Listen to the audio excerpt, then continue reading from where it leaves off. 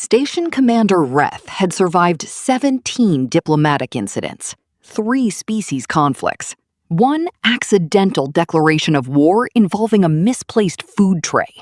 He was not prepared for today. Today involved 1 human diplomat, 1 escaped predator cub, and what happened after the cub bit her, which was, somehow, the least alarming part. Commander Reth of Galactic Station Varen had been awake for 22 hours. This was not unusual. What was unusual was the specific quality of the 22 hours. It had started with a Shreth trade delegation demanding their quarters face the solar array for religious reasons. The solar array faced the waste processing unit. Nobody had mentioned this in the booking. It had continued with a Prathi research team accidentally releasing 17 documented allergens into the ventilation system during an unsupervised experiment they had described on their intake forms as routine atmospheric sampling. It had concluded, temporarily, with a juvenile Vorgothi delegation member getting his ceremonial tail braid caught in an automated door and requiring 40 minutes of careful extraction, while his father stood behind Reth making a sound that the translation system kept rendering as imminent conflict. Reth had just sat down with something hot when his communicator chimed. Human diplomatic delegation, docking bay 9, requesting live reception instead of automated intake. He looked at his drink, looked at the communicator, stood up. He had been administrator of Varen Station for 11 years. He had processed 47 species through this facility. He had learned 2 things about human diplomatic delegations. First, they always requested live reception. Second, something always happened. He was already moving when the second chime came. Cub loose, docking bay 9. He started moving faster. Ambassador Jana Reeves stepped off the shuttle looking like someone who had slept on the journey and was quietly pleased about it. She was average height for a human, practical clothes, 1 bag, the kind of calm that comes not from training, but from genuine disinterest in being impressive. Behind her came 2 aides carrying cases, and a security officer who looked at the station the way security officers look at things they are professionally obligated to distrust. Reth extended a formal greeting limb. Ambassador Reeves, welcome to Varen Station. I am Commander Reth. I must inform you that there is a situation in this docking bay. That was when Keth came around the corner. Keth was a Dravari predator cub, 8 months old, midnight scaled, already large enough that most species updated their emergency protocols when he entered a room. He was on Varen Station because his mother, First Blade of the Dravari Southern Fleet, had decided that her son needed interspecies socialization before he was old enough to cause an actual diplomatic incident. Reth privately considered this transferring the incident rather than preventing it. Keth's handler, a young Prathi named Sul, who had taken the assignment for the hazard pay and was reconsidering, appeared 30 seconds behind him with an empty tether and an expression of professional defeat. The cub's silver eyes found the human immediately. Ambassador, Reth said carefully, do not move. Jana Reeves looked at the cub. The cub looked at Jana Reeves. He's beautiful, she said. Sul made a sound that the translation system declined to render. Keth circled her twice. This was standard predator assessment behavior. Reth had seen it dozens of times. The cub was cataloging scent, movement, threat level, intention. Jana stood completely still. Not frozen still, relaxed still.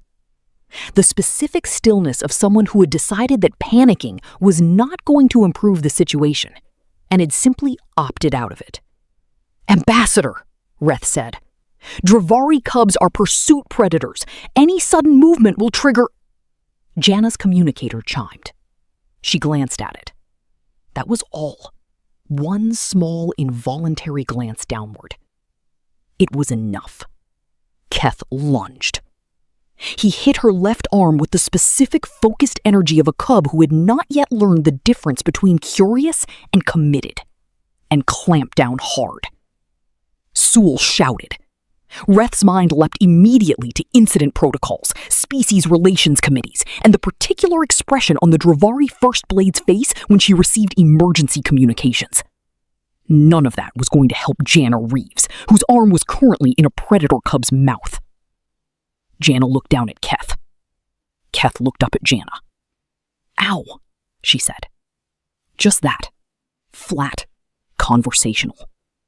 The way you say ow when you bump your knee on a table. Keth released her immediately. The cub stumbled back 2 steps, scales bleaching pale, silver eyes wide with an expression that was... Reth had no other word for it. Embarrassed.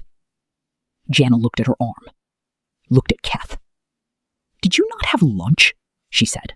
The medical team arrived in 4 minutes. This was considered fast. Jana spent the 4 minutes sitting on the dock floor. She had simply sat down, without drama, in the spot where she was standing, while Keth stood 3 meters away, radiating the specific energy of someone who had made a significant social error and was hoping nobody had noticed. Everyone had noticed. "Ambassador," Reth said carefully. "Dravari saliva carries enzymatic agents. You may experience clotting irregularities and localized tissue response. This is serious." "I know," Jana said. "You should be concerned." "I am." "You don't appear concerned." Jana looked at her arm. The bite was real. The blood was real. The medical team was going to have opinions about both. "Getting concerned about it won't change it," she said. "And he looks worse than I do." Reth looked at Keth. The cub was sitting very still, tail wrapped tight around his own feet, scales still pale, eyes fixed on Jana with an expression that had moved fully from embarrassment into something closer to distress. "He bit me, and he feels bad about it," Jana said. That's a good sign." "Ambassador," Reth said carefully, "you have been bitten by a Dravari predator cub. This is a species incident." "Has he bitten anyone before?" "No." "Has he been aggressive with visitors before?" "Not biting aggressive, no." "Then it's not a species incident," Jana said. "It's a miscommunication." She looked at Keth. "Right?" Keth's tail twitched once. The translation system, unprompted, rendered it as yes. First Blade Varen arrived 6 minutes after the medical team. This was not coincidence. The First Blade had been informed of the incident in real time and had covered the distance from her quarters to Docking Bay 9 in a manner that Reth's security team later described in their report as concerning velocity. She was fully armed. This was also not unusual. The First Blade was always fully armed. She considered it courtesy. Arriving unarmed implied you trusted the situation, which implied you hadn't assessed it properly. She looked at her son, then at Jana, then at the medical team treating Jana's arm, then back at her son. Keth was sitting in the corner of the docking bay. Jana was sitting 3 meters away. They had been in roughly this configuration for 6 minutes, not interacting, not moving, just present in the same space. The First Blade looked at Reth. "My son bit the human diplomat," she said. "Yes." "She is still here." "Yes." "She has not filed an incident report?" "She has refused to file an incident report," Reth said. "On what grounds?" Reth looked at Jana. Jana looked up from the medical team's work. "Miscommunication," she said. "Not an incident." The First Blade studied her for a long time. Dravari assessments were thorough. Reth had been assessed by one once and had needed a short rest afterward. "You are not angry," the First Blade said finally. "I'm a little annoyed," Jana said honestly. "It's my good arm." The First Blade looked at her son. Keth's scales had mostly returned to their normal color. He was watching Jana with the focused attention of a cub recalibrating something important. "Why did you not move away?" the First Blade asked Jana. "Because he was already upset," Jana said. "Moving away would have made it worse." A silence. "You knew that," the First Blade said. "I've worked with frightened things before," Jana said. The First Blade was quiet for a long moment. Then she did something Reth had not seen in 11 years of station administration. She sat down, on the dock floor, 3 meters from Jana, in the same configuration Keth was sitting in. "Tell me," she said, "what you know about frightened things." They talked for 2 hours. Reth had things to do. He did none of them. He stood at the edge of the docking bay and watched a human diplomat, a Dravari First Blade, and a predator cub sit on a dock floor and have a conversation that his translation system kept flagging as culturally significant. It flagged this 47 times. Jana talked about her work, not the diplomatic work, the other work, the work before the title. Field research on species conflict resolution. 18 years of going places where things had gone wrong and trying to understand why.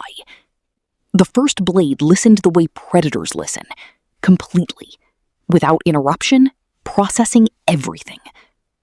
Keth had moved closer by the end of the first hour, not dramatically, just less far away. By the second hour, he was sitting close enough that when Jana shifted position, her shoulder was adjacent to his. He didn't move away. She didn't move away. "You are not what I expected," the First Blade said. "What did you expect?" "Fear, or performance of not fear. Humans usually do one or the other." "What am I doing?" The First Blade considered this with the seriousness it deserved. "Neither," she said. "You are simply here." Jana looked at Jana. Jana looked at Keth. The arm was bandaged now. The medical team had done their work and left. The blood was cleaned up. The bite was documented. The incident report was still blank. "Your son," Jana said, "is going to be extraordinary." The First Blade looked at her cub. "Yes," she said quietly. "I have always known that." "Does he?" A long pause. "No," the First Blade said. "Then that," Jana said, "is what we should fix first." The incident report was due by 1800. Reth sat at his desk and looked at the blank form for a long time. Standard fields: species involved, nature of incident, physical contact classification, diplomatic status, recommended response. He had filled out 43 of these in 11 years. He knew exactly what this one should say. Dravari juvenile made physical contact with human diplomatic personnel. Blood drawn. Enzymatic exposure confirmed. Recommend formal species incident classification and review of juvenile presence protocol. He stared at what he had written. Deleted it. Looked out the viewport at the docking bay below. Jana was still down there. Not because she had to be, because she had chosen to stay. She and Keith were playing something. He couldn't identify the game. It seemed to involve a small object that Jana rolled and Keith intercepted with the focused intensity of a cub discovering what fun felt like. The First Blade was watching from the side. Not with the expression of someone supervising a diplomatic interaction. With the expression of someone watching their child be, for the first time in a long time, simply a cub. Reth looked at his blank report. Typed slowly. Human diplomatic personnel made initial contact with Dravari juvenile upon arrival. Interaction was non-standard. No formal incident classification recommended. He paused. Added one more line. Note for station record. Ambassador Jana Reeves requested extended docking bay access for continued species interaction. Request approved. Duration, open. He submitted it. Stood at the viewport for a while longer. Below him, a predator cub who had never once been simply a cub was rolling a small object back to a human who had refused to file an incident report. And somewhere in the background, the first blade of the Dravari Southern Fleet was doing something Reth's security team would later describe in their notes as laughing. The first time in 11 years of station records. Reth looked at his blank hot drink. Finally took a sip. Some diplomatic incidents, he thought, resolve themselves if you give them enough dock floor.